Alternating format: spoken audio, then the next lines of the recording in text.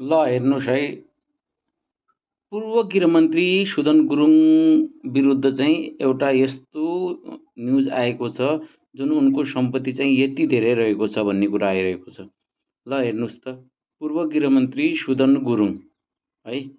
अब तपाईँहरू हेर्नुहोस् है, सुदन गुरुङमाथि कति लागिपरेका छन् कि प्रधानमन्त्रीको पछि जसरी हर्क साम्पाङ लागेका छन्, त्यस्तै सुदन गुरुङको पछि चाहिँ यी न्यायालयका न्यायकर्मीहरू, ठुल्ठुला नेताहरू यति लागेका छन्। किनभने अनि यी केही न्युजहरू पनि पोर्टलहरू पनि यति लागेका छन् कि अब किनभने सुदन गुरुङ अझ गृहमन्त्री भयो भने त फेरि यिनीहरूको हालत फेरि भनेका छन् सुदन गुरुङले यिनीहरूलाई चाहिँ के गर्नुपर्छ मैले जानेको छु भनेर।